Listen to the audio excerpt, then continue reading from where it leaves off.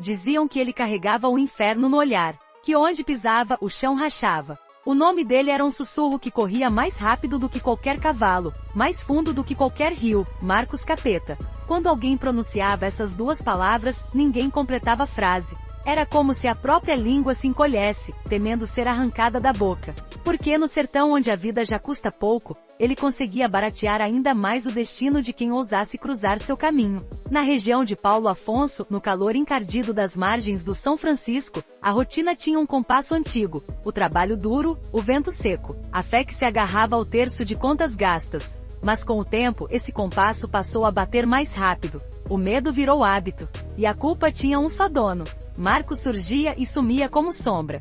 Quando não estava matando, estava cobrando dívida, quando não cobrava, estava vigiando quem devia. E sempre, com aquele jeito de quem não tinha pressa porque já tinha certeza do fim. O sertão parece parido para criar monstros. A terra rachada, a fome antiga, a promessa que ninguém cumpre. Mas mesmo lá, entre cangaceiros e pistoleiros que já fizeram história, poucos conseguiram fincar seu nome como ele. Porque Marcos não matava por impulso. Ele escolhia, calculava, e só então riscava a sentença. Era um ofício, um ritual, uma forma de existir. E talvez por isso todo mundo o chamasse pelo apelido que ele mesmo aceitava, Capeta. Não porque fosse apenas cruel, mas porque parecia não ter medo do peso que carregava na consciência. Havia quem dissesse que ele tinha pacto. Que quando criança a mãe implorou a um padre para batizá-lo, mas a água da pia batismal secou. Outros juravam que na adolescência, já tinha 3 mortes no currículo e nenhum remorso na cara. E que foi nessa época que aprendeu a ficar em silêncio quando a polícia chegava. A lenda não tinha começo exato. Ninguém lembrava de quando, exatamente, o menino magro virou o vulto que depois todos aprenderam a temer. Mas quando perceberam, já era tarde demais. O sertão tinha um novo dono, e ele não aceitava contestação. O cenário em que Marcos Capeta construiu sua reputação não era só uma cidadezinha esquecida. Era um emaranhado de povoados onde cada família tinha contas com outra. Velhos que se lembravam de cercas roubadas, moças que carregavam filhos sem saber se era bênção ou castigo, homens que não aprendiam a pedir desculpa e preferiam morrer do que admitir dívida. Era nesse solo de rivalidades antigas que ele cresceu, e aprendeu cedo que violência é língua franca. Não precisa de tradução, só de coragem. Quando chegava a notícia de que Marcos estava rondando, o medo vinha antes que a poeira baixasse. Era comum ver gente fechando o armazém antes do meio-dia. Criança não brincava na rua. Mulher se enfiava para dentro e trancava a porta. E se alguém perguntasse por que tanto medo, bastava um gesto de mão apontando ao longe. Ninguém precisava explicar que às vezes, a pior ameaça não faz barulho. Ela espera com paciência de quem sabe que cada homem acaba saindo do esconderijo. O que tornava tudo pior era que por trás da fama de matador, ele tinha um talento raro, sabia entrar e sair sem deixar rastro. Algumas histórias diziam que chegava de madrugada na garupa de uma moto que ninguém conseguia acompanhar. Outras contavam que andava sozinho, a pé, e que mesmo assim sumia antes do primeiro clarão. Quando alguém jurava tê-lo visto, a polícia chegava tarde demais. Sempre tarde. Sempre depois que o silêncio se espalhava como um manto pesado. Não faltavam motivos para ele estar na mira de tanta gente. Marcos não era apenas pistoleiro contratado. Também tinha causa própria. Quando não matava por dinheiro, matava por vingança. Quando não era vingança, era aviso. E assim cada nova morte alimentava o mito. Cada cova rasa aberta à beira da estrada era mais um lembrete de que por ali, ninguém tinha certeza se voltava para casa ao entardecer. Por isso, essa história precisa ser contada. Porque não se trata só de crime. Trata-se do vazio onde a lei some e o medo ocupa tudo. Trata-se do Brasil profundo, onde a polícia só chega para recolher corpo, onde justiça e vingança andam de mãos dadas, onde o pobre não tem a quem recorrer. E é nesse cenário que Marcos Capeta virou lenda, não por ter nascido ruim, mas por ter descoberto que ser temido é muitas vezes a única maneira de existir. A cidade de Paulo Afonso, com sua represa gigante e suas ruas queimadas de sol, serviu de palco para a escalada dele. Não era raro um vaqueiro aparecer dizendo que viu o Capeta passando no rumo do raso da Catarina. Ou um pescador jurar que certa noite, ele atravessou o rio nadando com uma peixeira amarrada nas costas. Histórias demais, provas de menos. Mas não importava. A fama dispensava documentos. Bastava o medo. E quem tentava fingir que não ligava, cedo ou tarde se arrependia. Porque o Capeta não precisava de desculpa. Às vezes bastava um olhar torto, uma palavra fora de hora. E pronto. Era questão de dias até ele aparecer. Ninguém sabia se ria ou chorava ao matar, mas todo mundo sabia que ele terminava o serviço. Nunca deixava rastro de vida onde botava a mão. Talvez você ache exagero. Talvez pense que ninguém pode viver tanto tempo nessa beira de crime sem pagar. Mas no sertão, o impossível é só uma palavra. E Marcos, com sua calma sinistra, parecia saber disso. Por isso, cada história sobre ele vem carregada desse tom de confissão. Quem conta faz careta, quem escuta finge que não se assusta. Mas no fundo, todo mundo entende que não dá para sair ileso de tanto sangue. Por isso, antes de achar que tudo não passa de boato, escute com atenção. Porque essa não é só uma crônica sobre morte. É sobre como um homem vira demônio quando ninguém o impede. Sobre como um nome pode virar sentença. E sobre como cada passo que ele deu naquela terra seca ainda faz sombra no coração de quem sobreviveu para contar. Se gostar dessa história, confira outras aqui do canal e comente o que achou. Se inscreva no canal. Ativa o sininho. Antes de Marcos Capeta transformar seu nome em uma maldição pronunciada de boca pequena, ele foi só mais um menino de pés rachados e barriga vazia, correndo descalço nas veredas poeirentas do sertão baiano. Quem conviveu com ele criança jura que não havia nada de especial, nenhum sinal de que aquele olhar, um dia, se tornaria uma sentença. Mas a verdade é que para quem nasce num chão onde a justiça nunca chegou, o caminho até o inferno é curto, às vezes pavimentado pela fome, outras pela humilhação.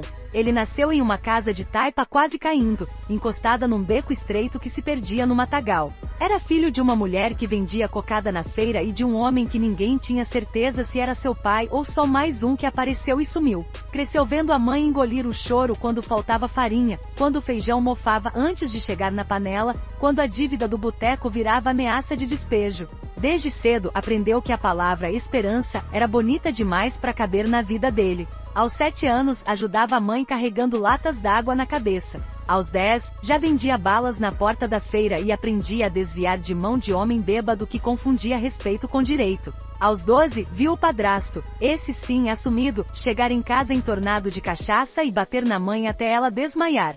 Foi nessa noite que alguma coisa dentro dele rachou. Enquanto o velho dormia roncando, Marcos ficou sentado na beirada da cama, o olhar pregado na lâmina cega de um facão encostado na parede. Não fez nada naquela hora. Mas quem olhou seu rosto jura que nunca viu expressão tão vazia. Era o primeiro ensaio do que viria depois. Com 13 anos abandonou tudo. Sumiu por uns tempos. Alguns diziam que entrou pro bando de um tal de Ramírez, pistoleiro conhecido por cobrar dívidas na região de Jeremoabo. Outros juravam que foi visto vendendo melancia nas margens da BR, sempre de cabeça baixa, mas com a faca pendurada na cintura.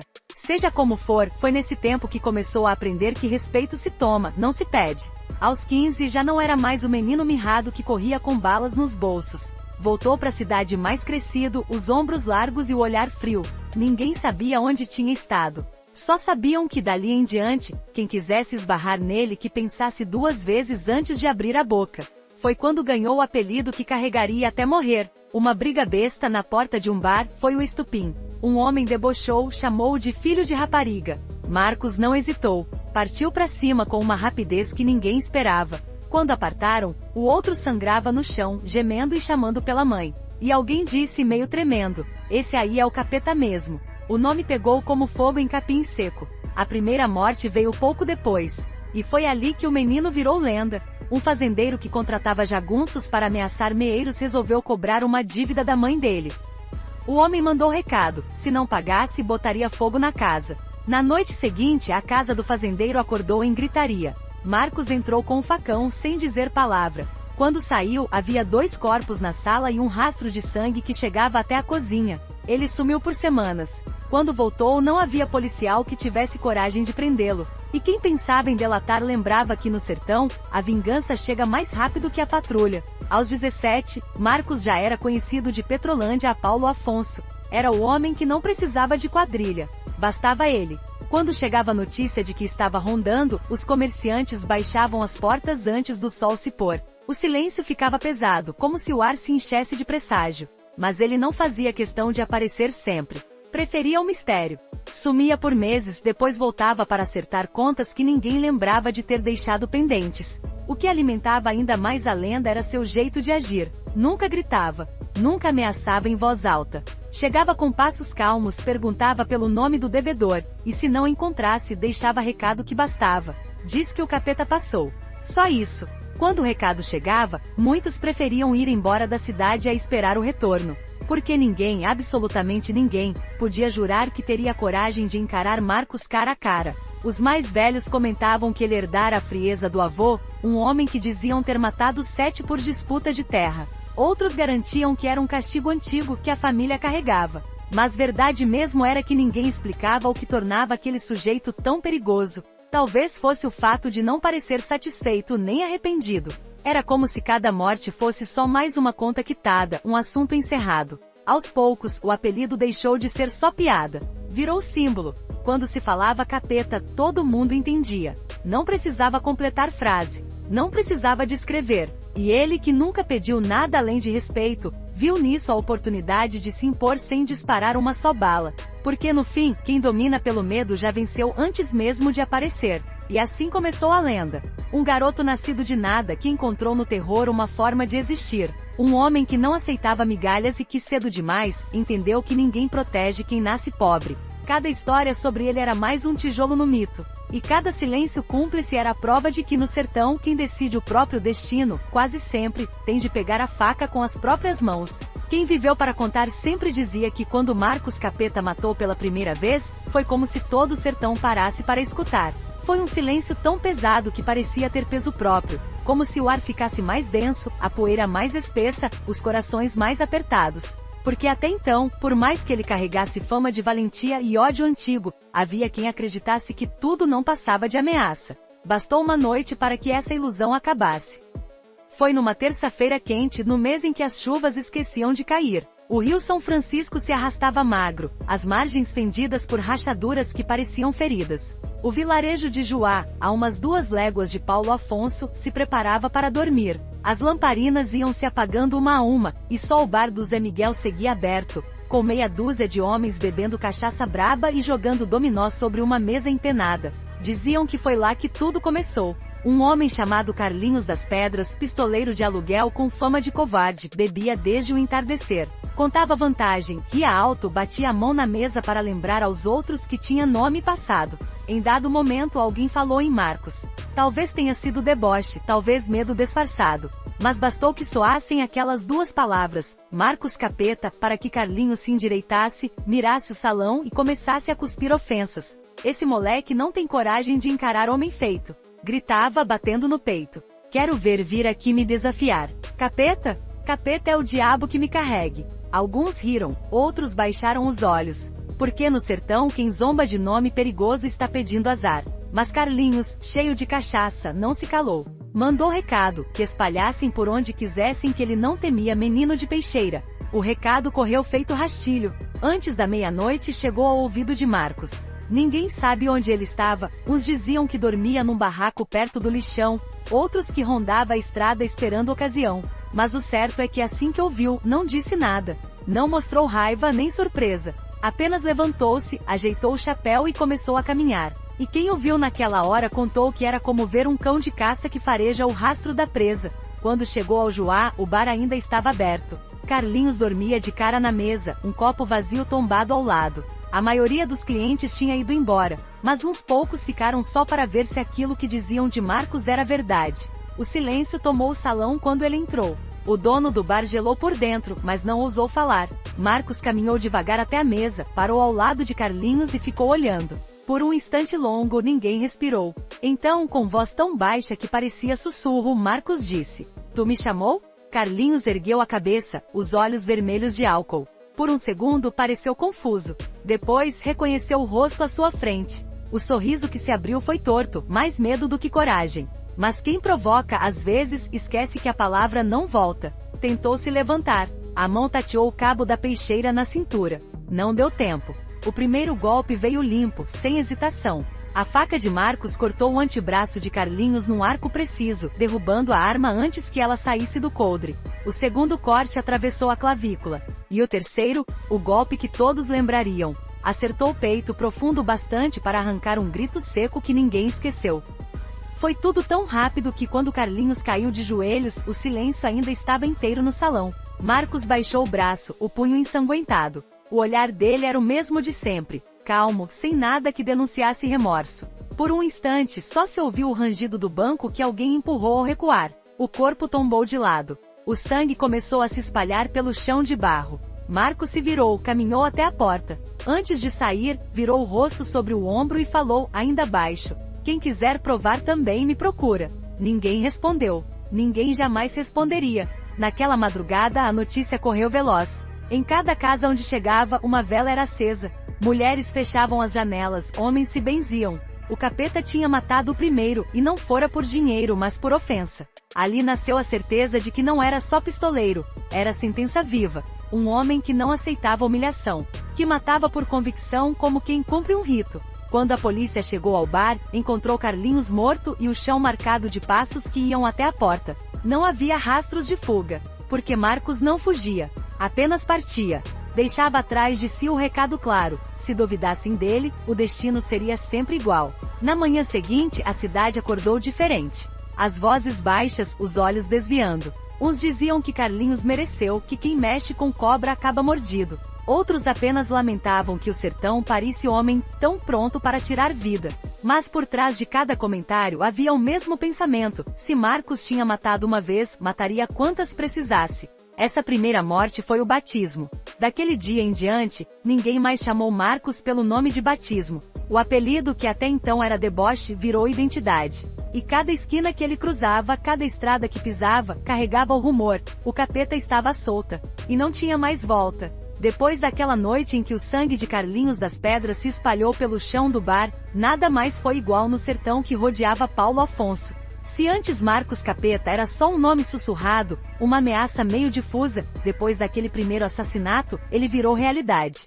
Uma presença que pairava sobre cada conversa, cada dívida, cada briga que começava a passar do tom. Era como se o sertão inteiro tivesse despertado para descobrir que entre eles, andava um homem disposto a cruzar qualquer limite, e fazer isso com uma calma que humilhava. O medo dele não era barulhento. Era feito de pequenos sinais. Bastava um boato de que tinha sido visto na estrada para que as portas fechassem mais cedo. O sino da igreja badalava em horários estranhos, como se quisesse lembrar a todos que rezar não adiantava muito. Vendedores ambulantes contavam que em algumas feiras, ninguém queria nem falar seu nome. Se chamar ele vem, diziam com o olho abaixado. Era superstição, mas também era prevenção. E naquele pedaço de mundo, prevenção podia significar a diferença entre viver e morrer.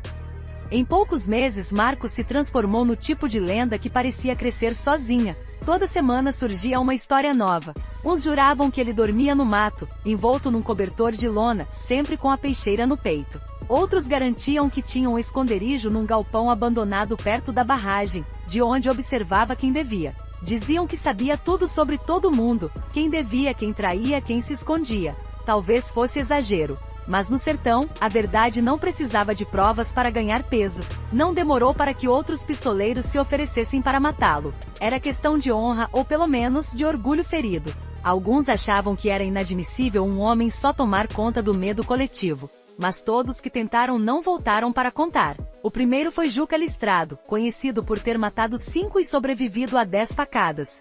Pegou um serviço para emboscar Marcos num caminho de terra, à beira do riacho seco. O que encontraram no dia seguinte foi seu corpo crivado de marcas de faca, a peixeira quebrada no peito. A notícia correu célere: o capeta não morre fácil. E com essa frase mais um degrau foi subido na escada do terror. Enquanto isso, Marcos não fazia questão de se esconder. Quando queria aparecer, aparecia. Era comum surgir em bares, sentar-se sozinho, pedir cachaça e beber em silêncio. Não sorria, não falava muito, mas a presença bastava para que ninguém ousasse erguer voz. Os donos dos estabelecimentos tremiam ao vê-lo cruzar a porta. Alguns chegavam a oferecer comida de graça só para evitar olhar nos olhos dele. Ele aceitava ou não, sem dar satisfação. Era também nessa época que ele começou a ampliar seus serviços. Antes matava por motivo pessoal, vingança, honra ferida. Depois começou a aceitar dinheiro. O preço variava conforme a pressa e o risco. Quem contratava sabia que não havia devolução. O serviço, uma vez pago, não tinha volta. E Marcos cumpria. Podia levar um dia, uma semana, mas cumpria. Por isso todo mundo dizia: se contratou o capeta, se prepare para carregar esse pecado até o fim. O curioso é que ele não tinha comparsas fixos. Nunca formou bando. Nunca se apegou à facção. Era como se preferisse andar só porque isso tornava tudo mais previsível, pelo menos para ele. Alguns tentaram se aproximar, oferecer parceria, dividir lucro, mas logo perceberam que não havia espaço. Marcos não confiava em ninguém. E talvez esse tenha sido o segredo de sua sobrevivência. Nesse período, histórias sobre sua frieza se multiplicaram. Uma delas, que ganhou força, contava que certa vez, ao receber um serviço para matar um homem devedor, chegou na casa dele e encontrou só a esposa e as crianças. Sentou-se na varanda, esperando. Quando o homem chegou, Marcos se levantou, pediu que a mulher e os filhos saíssem, e só então cumpriu o contrato. Quem viu disse que ele saiu andando como chegou, limpo, silencioso, sem olhar para trás. Para alguns, isso era prova de crueldade. Para outros, de um código torto de honra. Os fazendeiros passaram a temê-lo tanto quanto os pequenos comerciantes. Porque, diferente de outros matadores, Marcos não tinha apego alado. Aceitava serviço contra rico ou pobre. Não perguntava a história. Não julgava. Quem pagava, mandava. Quem era alvo, morria. Era simples assim. E essa simplicidade era o que assustava mais. A polícia, por sua vez, acumulava relatórios que não davam em nada. Delegados vinham de Salvador, prometiam reforço. Mas bastavam uns dias para perceberem que ali, todo mundo tinha medo demais para testemunhar. E sem testemunho não havia prisão que parasse em pé. Quando um oficial tentou cercá-lo com 10 homens, Marcos sumiu no mato como uma cobra. Ficaram dias vasculhando a caatinga. Nada. Quando voltaram de mãos vazias, alguém espalhou que ele tinha assistido tudo de longe, rindo do alto de uma pedra. Enquanto isso, seu nome virava canção. Violeiros aproveitavam o medo alheio para faturar uns trocados cantando versos sobre o capeta. Uns chamavam de demônio, outros de justiceiro. Mas todos reconheciam que sua figura já não cabia mais em nenhuma definição simples. Era algo maior. Era a certeza de que naquele sertão qualquer um podia ser vítima. Bastava cruzar seu caminho. Assim foram os anos de fama e medo. O período em que Marcos Capeta se tornou, aos olhos do povo, uma entidade. Quando seus passos se confundiam com o próprio vento. Quando seu silêncio falava mais alto do que qualquer grito. E quando cada morte nova era apenas mais um lembrete de que o terror, uma vez instalado, não precisa mais de esforço para se manter. Por mais que pareça impossível, até monstros têm regras. E Marcos Capeta, embora fosse lembrado como sinônimo de crueldade, também carregava um código. Uma lei não escrita que separava, ao menos na cabeça dele, o que era aceitável do que era covardia. No sertão, onde a justiça oficial não passava de promessa, esse código, distorcido e brutal, acabava virando a única forma de ordem que muita gente conheceu. Quem sobreviveu para contar dizia que Marcos tinha 2 princípios que não quebrava. O primeiro era simples: não matava criança. Nunca. Nem se pagassem o dobro. Nem se implorassem. Houve uma história, tão repetida que virou verdade na boca do povo, de que certa vez um fazendeiro desesperado ofereceu uma fortuna para que Marcos acabasse com um adolescente que jurava ter visto o homem matar o irmão. Diziam que o garoto era testemunha única. Marcos ouviu a proposta inteira em silêncio. Quando o fazendeiro terminou, ele se levantou devagar, olhou fundo nos olhos do contratante e disse: "Eu mato o homem. Menino não." Depois, virou as costas e saiu sem pegar o dinheiro. O fazendeiro sumiu por uns tempos, e a história correu como fogo no mato seco. Se era verdade ou não, ninguém sabe. Mas ajudou a cimentar a fama de que, por pior que fosse, Marcos tinha fronteiras. O segundo princípio era ainda mais temido: jamais aceitava traição. Quem combinava algo com ele tinha que cumprir. Se prometesse dinheiro, pagasse metade e depois sumisse, Marcos ia atrás. E não importava quanto tempo demorasse. O mais célebre desses episódios aconteceu quando ele foi contratado por um comerciante rico para matar um rival por causa de dívidas. Serviço feito, o homem tentou enrolar o pagamento. Mandou recado que só pagaria quando quisesse, achando que o medo passava com o tempo. Um mês depois, Marcos bateu na porta dele num fim de tarde. Não fez ameaça. Não deu prazo. Só disse: "Tu esqueceu do combinado." Na manhã seguinte, o corpo foi encontrado no quintal, com as mãos cruzadas sobre o peito. Para quem via de fora, era só mais um crime. Mas para quem entendia as regras do capeta, aquilo era o recado definitivo. Promessa feita era promessa paga. Por isso, havia quem dissesse que ele era pior do que os outros pistoleiros justamente porque tinha princípios. Porque ao seguir suas próprias normas com tanto zelo, fazia parecer que havia método no caos. Era como se a maldade dele fosse ainda mais perigosa por não ser aleatória. Todo mundo sabia que havia linhas que não podiam ser cruzadas.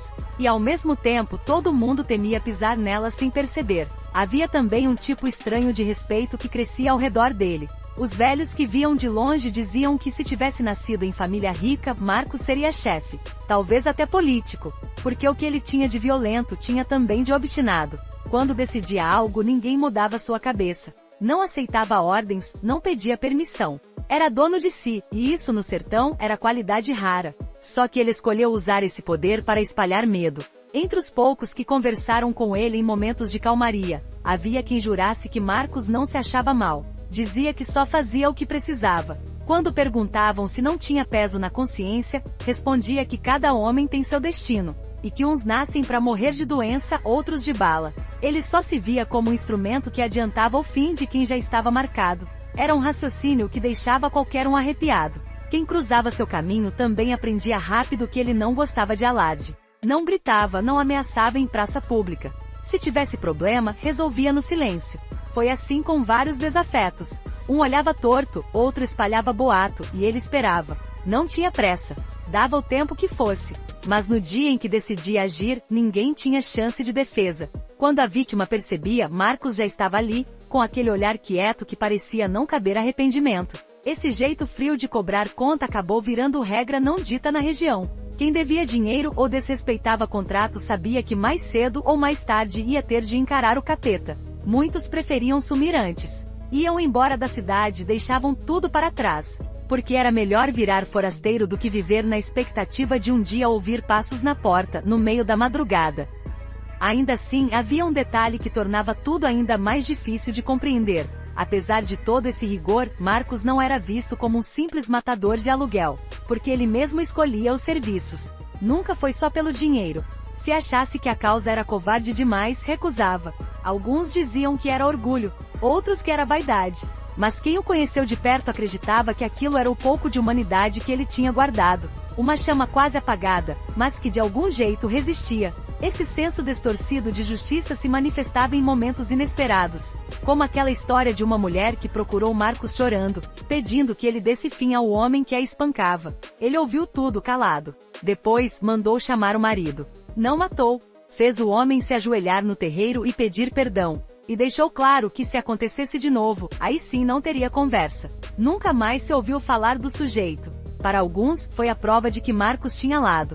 Para outros, só reforçou o medo, porque ninguém sabia qual seria seu critério no dia seguinte. Se havia respeito, era sempre temperado pelo pavor. Porque quem dita suas próprias regras também pode quebrá-las. Ninguém queria testar até onde iam os limites. E por isso, a fama dele só cresceu. Quando alguém dizia que o capeta anda por perto, todo mundo entendia que não era ameaça vazia. Era a lembrança viva de que no sertão, quem não tem lei faz sua própria lei. E que às vezes, essa lei tem a cara de um homem que sorri pouco e mata sem pressa. Se nos primeiros anos Marcos Capeta parecia invencível, uma força da natureza que ninguém podia conter, com o tempo ficou claro que até ele pagaria um preço. Porque no sertão, cada morte deixa uma marca. Cada dívida cobrada com sangue cria outra dívida, que um dia vem ser cobrada de volta. A fama, tão útil para afastar covardes, também atraiu caçadores, homens que sonhavam em matar o capeta só para poder contar essa história até o fim da vida.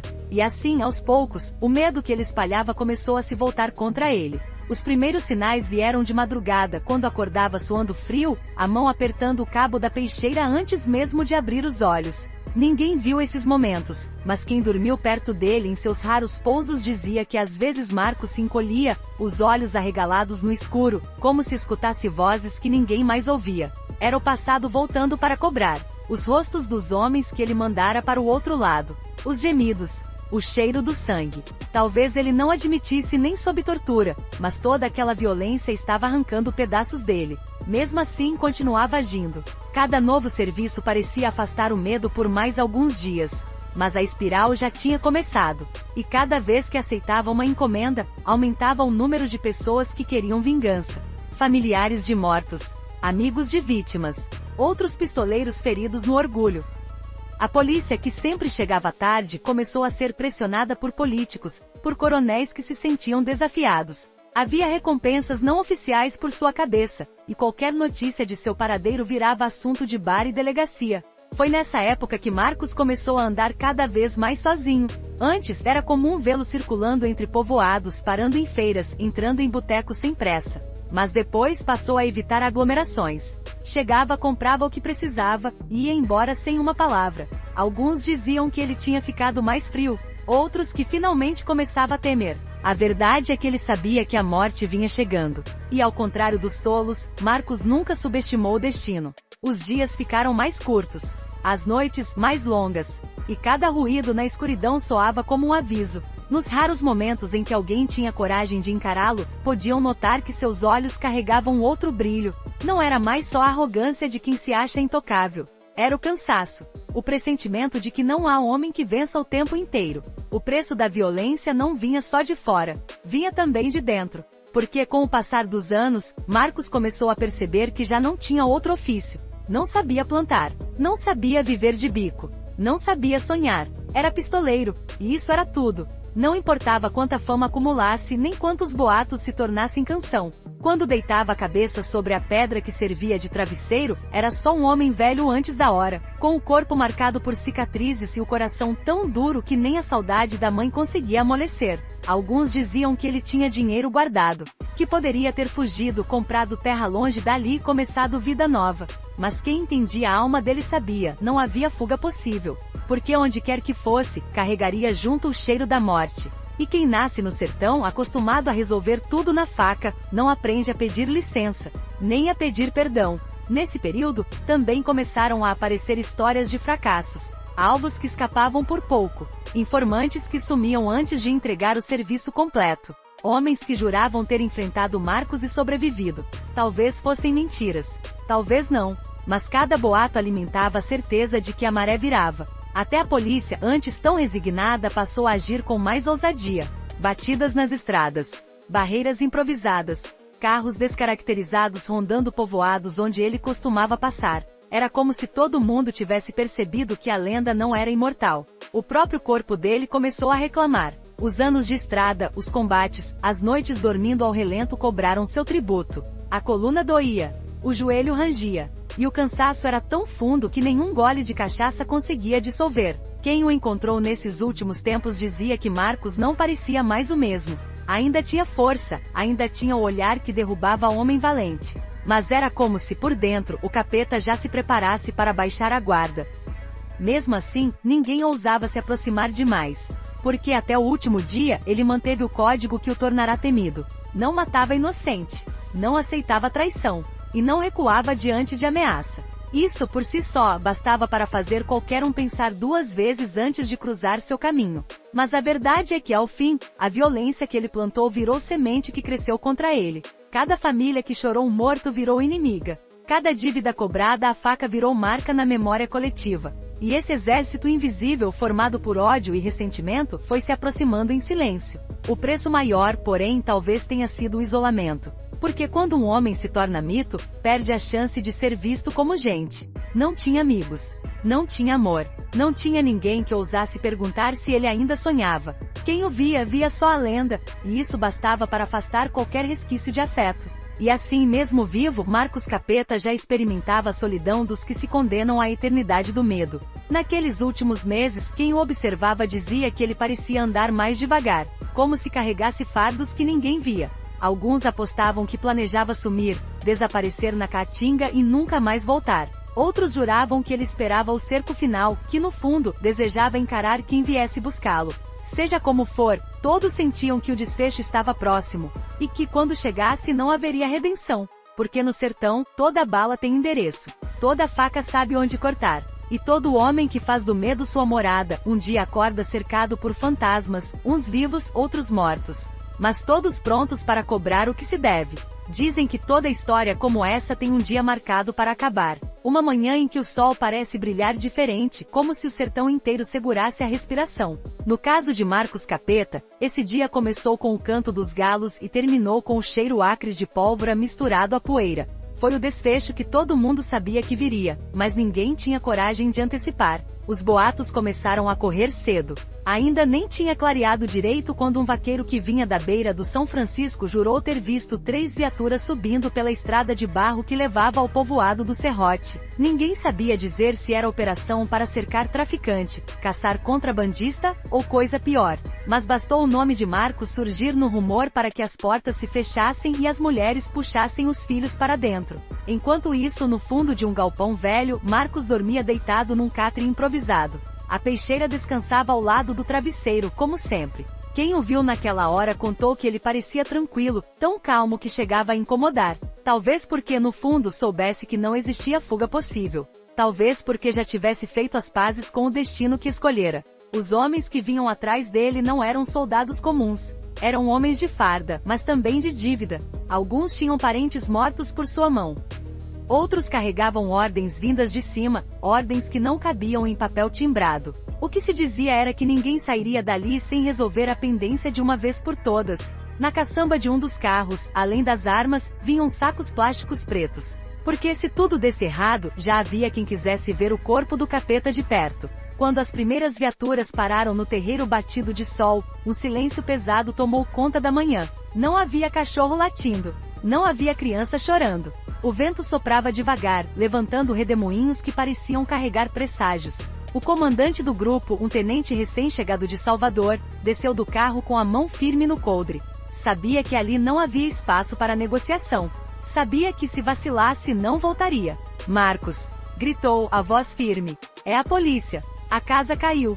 Por um instante ninguém respondeu. Depois, o barulho do catre rangendo. O som mais banal do mundo, mas que fez 2 soldados tremerem. Foi assim, sem pressa, que Marcos se levantou. Saiu do escuro do galpão como quem vem atender visita, a peixeira na mão direita e o olhar parado, frio. Um dos soldados jurou que naquela hora sentiu o coração pular no peito. Porque Marcos não parecia assustado. Parecia aliviado. Acabou, capeta! Gritou o tenente. Joga essa faca no chão. Você não tem pra onde correr. Marcos olhou em volta devagar, como quem mede distâncias. O galpão não tinha saída pelos fundos. A estrada estava tomada por homens armados. Os barrancos laterais não davam refúgio. Talvez fosse a primeira vez que ele se viu realmente encurralado. Mas se sentiu medo, não mostrou. Apenas ajeitou o chapéu na cabeça e respirou fundo. Então falou baixo, mas com a voz tão firme que todos ouviram. Eu nunca corri. O silêncio se quebrou num segundo. 2 tiros dispararam quase ao mesmo tempo, levantando poeira perto dos pés dele. Mas Marcos não se moveu. Fez o que sempre fizera. Avançou. Não em correria nem em grito. Só caminhou, a faca firme, o passo constante. Para quem viu, aquilo parecia impossível, um homem sozinho contra um cerco inteiro. Mas quem conhecia Marcos sabia que não havia outro desfecho possível. O tenente gritou outra vez para que parasse. O eco da voz misturou-se ao estampido de mais disparos. Um dos tiros acertou o ombro dele, empurrando-o de lado. Ainda assim continuou andando. O sangue começou a escorrer pela manga, pingando no chão quente. Foi então que um dos soldados, apavorado, disparou mais 3 vezes. Uma bala acertou o peito. Outra a perna. Marcos cambaleou, mas não caiu. Os olhos dele seguiram fixos no comandante, como se quisessem dizer algo que ninguém mais entenderia. O terceiro disparo encontrou seu destino no ventre. Dessa vez Marcos caiu de joelhos. O chapéu escorregou da cabeça, pousando na terra ao lado da faca. Por um instante longo ninguém ousou se mover. Depois ele levantou o rosto, o olhar parado, e soltou um sopro que pode ter sido um riso, ou só o último resto de ar. Quando tombou de lado parecia mais leve. Como se finalmente tivesse encontrado sossego. O silêncio voltou, denso como um manto. O tenente respirou fundo, abaixou a arma e caminhou até o corpo. Parou a menos de um palmo, olhando aquele rosto marcado de cicatriz, os olhos ainda abertos. Quem chegou perto contou que parecia que ele ainda via. Ainda esperava. Mas o peito já não subia. A peixeira estava caída ao lado, manchada de sangue seco. Ninguém comemorou. Mesmo quem odiava o capeta sentiu algo estranho naquela hora. Talvez alívio. Talvez vazio. Porque por mais que fosse preciso matar um mito tem um preço. E todos sabiam que dali em diante nada seria igual. O sertão tinha perdido seu demônio. Mas também tinha perdido a história que unia medos e conversas. E quem viveu na sombra dele jamais esqueceria o gosto amargo daquela manhã. Quando finalmente carregaram o corpo, o sol já subia alto, queimando as costas dos homens que testemunharam tudo. O chapéu foi deixado para trás. A faca recolhida como prova. E a poeira se ergueu, cobrindo tudo como um lençol pálido. O capeta tinha caído. Mas a lenda só começava a crescer. O corpo de Marcos Capeta foi carregado num silêncio que parecia gritar. Nenhum dos soldados ousou dizer palavra enquanto ajeitavam o cadáver na carroceria do caminhão. Alguns evitavam olhar para ele. Outros encaravam com curiosidade, como se quisessem gravar cada detalhe daquele rosto que, em vida, tinha sido motivo de pesadelo. Era estranho, por mais que todos soubessem que a morte dele era inevitável, ninguém estava preparado para o vazio que ficaria no lugar. O trajeto até Paulo Afonso levou quase 2 horas. A estrada era estreita, costurada por valetas e pedras soltas. Cada solavanco fazia o corpo de Marcos balançar de um lado para o outro, o sangue manchando ainda mais o tecido da camisa já encardida. Alguns diziam que aquilo era justiça, outros que era só o fim lógico de quem escolhe viver com a faca na mão. Mas ninguém conseguia ignorar a sensação de que aquela morte era maior do que o próprio homem. Quando chegaram ao destacamento, uma pequena multidão já se espremia na frente do portão. Homens de chapéu, mulheres de rosto coberto pelo lenço, crianças que se equilibravam nos muros baixos para espiar. Era como se todo mundo quisesse confirmar com os próprios olhos que o capeta, afinal, também morria. O tenente que chefiou a operação desceu do caminhão com o rosto tenso. Mandou que abrissem passagem e que ninguém encostasse no corpo. Mas bastou um segundo de distração para que 2 mulheres se aproximassem, querendo ver o morto de perto. Uma delas soltou um lamento, um som tão carregado de pavor e espanto que calou quem estava por perto. "Deus que me perdoe", disse, levando a mão ao peito. Até morto, ele assombra. Os homens se entreolharam. Porque era verdade, Marcos estava com os olhos semiabertos, o semblante tão tranquilo que chegava a ser ofensivo. Como se tivesse escolhido aquele desfecho e não se arrependesse. Alguns garantiram que parecia sorrir, outros que aquilo era só a rigidez do cadáver, mas ninguém se aproximou de novo. O laudo médico foi breve. 3 tiros fatais. Um no peito, um no abdômen, outro na perna que, se não tivesse sido atingido pelos demais, não o mataria. A ficha criminal foi lida em voz baixa, apenas para constar. Homicídios, extorsões, ameaças, suspeitas de contrabando. Nenhuma prova concreta de metade das acusações. E mesmo assim, todo mundo sabia que a lista era curta perto do que ele realmente fizera. Porque muitas mortes não foram registradas. Muitos desaparecidos nunca viraram estatística oficial. O delegado, que há anos colecionava relatórios inconclusivos sobre o capeta, suspirou fundo quando assinou o documento que liberava o corpo para o sepultamento. Foi um suspiro de alívio, mas também de reconhecimento. Porque por mais que odiasse aquele nome, não podia negar que Marcos Capeta fora o adversário mais difícil que já cruzara seu caminho. O velório não teve cerimônia.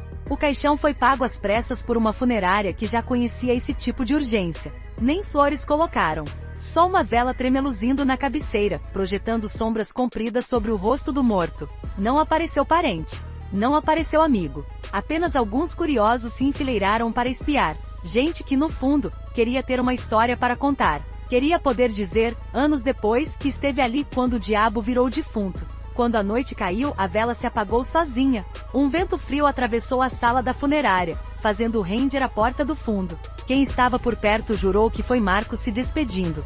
Quem tinha medo fez o sinal da cruz. Porque no sertão, ninguém brinca com presságio. O enterro foi cedo, antes que o sol nascesse de vez. Pouca gente acompanhou. O caixão desceu na cova rasa com um estalo seco que ecoou mais alto do que devia. Alguns diziam que aquilo era castigo. Um homem que nunca pediu licença também não teria descanso abençoado. Outros achavam que era só a natureza devolvendo tudo o que ele fez. Quando jogaram a primeira pá de terra, um silêncio profundo se abateu. E ali, naquele instante, muitos perceberam que, embora o corpo estivesse enterrado, o medo ficaria. Depois do enterro, começaram os boatos. Alguns juravam que Marcos tinha deixado dinheiro escondido em algum buraco de caatinga. Outros que havia uma lista com nomes de quem ele planejava matar e que nunca seria encontrada. Não faltou quem garantisse que ele não morreu, que trocaram o corpo, que um dia ele voltaria. Porque quando um homem vira mito, a morte não encerra nada, só transforma tudo em lenda.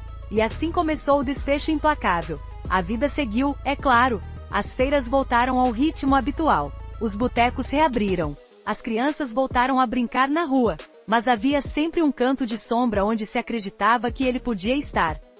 Os homens que testemunharam seu fim passaram a sonhar com aquele olhar fixo. Alguns acordavam de madrugada com a impressão de que a porta balançava sozinha. Outros sentiram que enquanto o nome dele fosse pronunciado, ninguém ali estaria livre do peso daquela história. A polícia tentou capitalizar a vitória. Os jornais regionais estamparam manchetes grandes, celebrando o fim do capeta.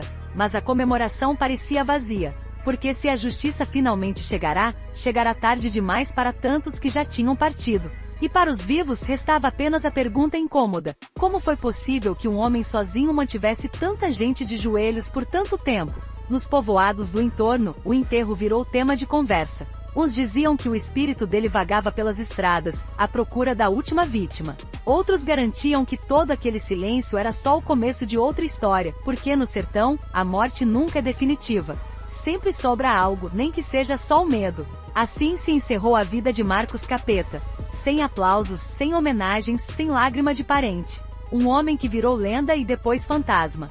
Mas principalmente um lembrete de que toda violência tem custo. E que cedo ou tarde, o preço chega.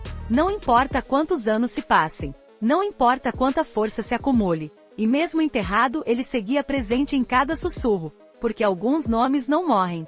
Só mudam de forma. Quando o caixão de Marcos Capeta desceu naquela cova rasa, muita gente pensou que a história acabava ali. Que o medo que ele espalhara finalmente ia se dissolver no calor do sertão. Mas quem pensa assim não entende como nascem as lendas. Não percebe que no fundo, o pavor tem raízes mais fundas do que a morte. E que um nome carregado de sangue nunca é enterrado por completo. Os primeiros rumores começaram ainda no dia do enterro. Alguns homens que haviam ajudado a carregar o caixão juraram que quando pegaram o peso, sentiram o corpo se mover. Foi um espasmo, disseram.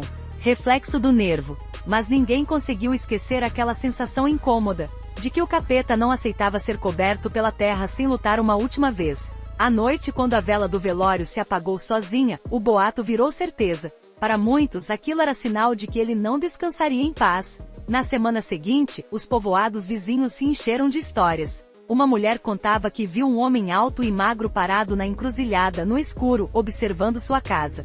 Quando chamou o marido para ver, não havia mais ninguém. Um vaqueiro, que nunca teve medo de nada, disse ter ouvido passos atrás dele durante horas, enquanto voltava de uma caçada. Os passos vinham, paravam, depois vinham de novo. E quando se virou, só havia a estrada vazia. Cada história que surgia parecia reacender a chama da lenda. Se antes Marcos era apenas um matador, agora era algo mais. Um aviso permanente de que o sertão não esquece fácil.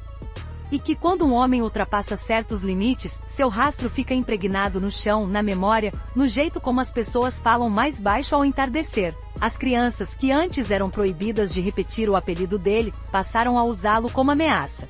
Se você não obedecer, chama o capeta. Gritavam as mães, meio brincando, meio falando sério. E os meninos arregalavam os olhos, porque já sabiam o que aquele nome carregava. Mesmo sem entender tudo, sentiam no tom dos adultos que não era invenção. Que havia verdade demais naquelas histórias. Os violeiros, sempre atentos ao medo que rende atenção, começaram a compor modinhas sobre a vida e a morte dele. Em cada feira surgiam versos novos, alguns exagerados, outros baseados nos relatos de quem tinha conhecido Marcos de perto. Diziam que ele matava sem piscar, que andava sem deixar rastro, que ao cair prometeu voltar. O povo comprava folhetos e recitava as estrofes ao redor das mesas de madeira, entre um gole de cachaça e outro. Era entretenimento. Mas também era ritual. Repetir a lenda ajudava a exorcizar o pavor, ou pelo menos a fingir que ele não estava ali, sentado junto, ouvindo tudo. E a polícia? Para a polícia, a morte dele foi a oportunidade de limpar a própria imagem. Em cada entrevista, o delegado falava sobre o fim da era de terror, sobre a vitória da lei. Mas bastava o microfone se desligar para que até ele admitisse que não havia garantia nenhuma de que tudo ficaria mais calmo. Porque o vazio que Marcos deixou logo começou a ser disputado por outros. Matadores mais jovens, chefes de facções que viam na queda do capeta a chance de crescer. E assim, a violência que ele encarnava não desapareceu. Só mudou de dono. Nos meses seguintes, alguns crimes brutais foram atribuídos ao espírito do capeta. Uma faca cravada no peito de um homem que devia dinheiro. Um recado escrito a carvão numa porta. O capeta cobra. A polícia tratava tudo como boato. Mas quem morava ali sabia que boato nenhum nasce do nada. E se não era Marcos em pessoa, era sua fama agindo, a lembrança viva de que ninguém estava completamente seguro. Os homens que em vida mais o temeram, também foram os primeiros a jurar que ele continuava por perto. Uns diziam que sonhavam com ele todas as noites. Outros contavam que ouviam sua voz chamando do outro lado da janela. Era difícil separar superstição de culpa, mas talvez não importasse, porque no sertão o medo sempre encontra motivo para crescer. Os anos passaram, mas a lenda não se apagou. De vez em quando, alguém chegava de fora querendo saber se Marcos Capeta existiu de verdade, se não era só invenção de violeiro. Sempre havia quem confirmasse, olhos fixos no chão, quem contasse que viu, que ouviu, que escapou por pouco. E cada relato, cada detalhe, alimentava o mito mais um pouco. Porque nomes como o dele se tornam parte do lugar. Viram quase geografia. Um marco invisível que faz todo mundo caminhar com mais cuidado. E talvez o mais curioso seja que, com o tempo, a figura dele foi ganhando contornos diferentes. Para alguns, continuava sendo o diabo encarnado, um matador frio, incapaz de arrependimento. Para outros, virou espécie de justiceiro torto, um homem que cobrava dívidas quando ninguém mais tinha coragem. Era como se a morte dele tivesse liberado as pessoas para reescreverem a história, cada uma puxando o enredo para o lado que mais convinha. Por isso, hoje, se você caminhar por aquelas estradas de terra batida, ainda vai ouvir seu nome. Vai ouvir em cochicho, em cantiga, em ameaça. E se prestar atenção, vai sentir que alguma coisa paira no ar. Uma presença que ninguém explica, mas que todo mundo respeita. Porque no sertão, a morte não é fim. É só mais um capítulo.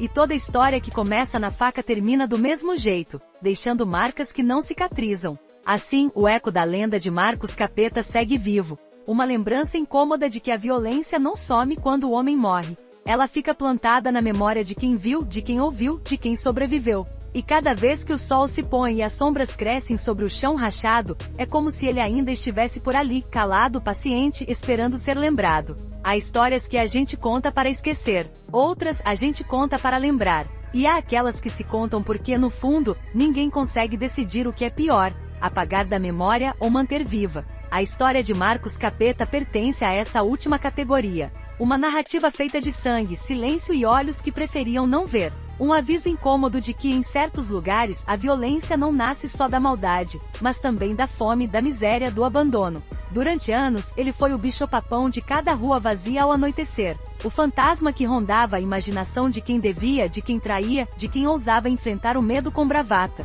Mas quem olha com atenção percebe que a lenda do capeta era mais do que só tiros e facadas. Era também um retrato de um sertão esquecido, onde a justiça oficial chegava tarde, quando chegava. E onde cada homem aprendia cedo que viver custava caro, e morrer, às vezes, custava menos. Talvez seja essa parte mais incômoda de toda essa história. Porque é fácil apontar o dedo e dizer que ele era monstro, que merecia cada tiro que tomou. Mas quem teve coragem de olhar de perto enxergava um homem criado no vácuo de qualquer esperança. Um menino que não aprendeu outra forma de ser respeitado senão pelo medo. E que, quando descobriu a força que seu nome tinha, nunca mais quis largar. Isso não é desculpa, nem romantização. É só constatação. Porque no fundo todo homem nasce com escolha. Mas nem todas as escolhas se apresentam da mesma forma. Para uns, existe escola, existe conselho, existe mão estendida. Para outros, só existe faca e silêncio. E Marcos, por mais que tenha escolhido cada crime que cometeu, foi produto desse cenário, um sertão onde a lei era só lenda e a vingança rotina. Quem conheceu sua história também aprendeu que a violência cobra caro. Não só de quem a sofre, mas também de quem a pratica. Marcos pagou esse preço de formas que ninguém viu. Cada madrugada em que acordava suando frio, com os nomes dos mortos sussurrando na escuridão. Cada passo dado pelas estradas, sabendo que era perseguido por fantasmas e homens vivos. Cada vez que parava para pensar que no fundo estava sozinho, sempre esteve. E não adianta negar, até os que mais o odiaram guardaram, em algum canto da memória, o respeito que se tem por quem não teme morrer. Porque por pior que fosse, ele não correu. Quando chegou a hora, ficou de pé e olhou nos olhos de quem vinha buscar sua vida. Não implorou, não baixou a cabeça. Foi até o fim com a mesma frieza que usava para cumprir cada sentença. Mas isso não apaga o custo. Cada criança que cresceu sem pai porque Marcos foi pago para tirar uma vida. Cada mulher que chorou no escuro, sem consolo. Cada olhar que se desviou por medo. Tudo isso é parte do saldo que ele deixou. Um rastro que não acaba no túmulo. Porque violência, ao contrário do que dizem, não morre com quem a pratica. Ela se multiplica, cria filhos, netos. E vai contaminando tudo que toca. Quando se pergunta por que essa história precisa ser contada, a resposta é simples: para que ninguém esqueça. Para que se entenda que não existem monstros que surgem do nada. Toda crueldade tem raiz. E enquanto o sertão for lugar onde criança cresce aprendendo a temer mais que sonhar, sempre haverá outro Marcos pronto para nascer. Se você chegou até aqui achando que esta era só uma lenda, olhe de novo. Porque o capeta não era só personagem de folheto de cordel. Era homem de carne e osso. E a prova viva de que quando a lei vira farsa, cada um inventa sua própria justiça. Uns rezam, outros fogem. E alguns, como ele, resolvem pegar a faca e escrever o próprio nome na história. O mais triste é saber que daqui a 100 anos, alguém vai estar contando outra história parecida. Porque no Brasil que se esquece de si mesmo, a violência sempre encontra casa. Sempre encontra motivo. Sempre acha jeito de virar rotina. Talvez mude o nome. Talvez mude o cenário. Mas o enredo, esse não muda nunca. Por isso, se a lição na vida de Marcos Capeta, não é que devamos temer homens como ele. É que devamos temer o descaso que fabrica cada um deles. A indiferença que permite que meninos virem assassinos antes de aprenderem o que significa ter futuro. O silêncio que faz parecer normal acordar com medo de morrer por conta de uma dívida de R$50. Essa história não tem final feliz, não tem redenção. Só tem um alívio momentâneo de saber que ele não está mais ali batendo na porta de madrugada. Mas até esse alívio é passageiro. Porque quem conhece o sertão sabe que onde um capeta cai, outro logo se levanta. E que enquanto houver desigualdade, haverá alguém disposto a transformar o medo em profissão. No fim, resta só a pergunta que ninguém gosta de fazer. Se você tivesse nascido no mesmo chão com as mesmas faltas, teria sido diferente? Teria escolhido outro caminho? Talvez sim, talvez não. Mas é nesse talvez que mora o incômodo. Porque é mais fácil dizer que ele era só um monstro, do que admitir que em circunstância certa qualquer um pode se perder. E é assim que terminam as histórias que importam. Sem aplauso, sem catarse. Só com o silêncio pesado de quem entende que tudo isso pode acontecer de novo. Basta que a gente feche os olhos. No sertão, toda bala encontra seu destino. Toda faca acha sua carne. E todo homem que faz do medo seu ofício termina pagando, se não em vida, no rastro que deixa para trás. Se gostou dessa história, confira outras aqui do canal e comente o que achou. Se inscreva no canal. Ativa o sininho. Tchau!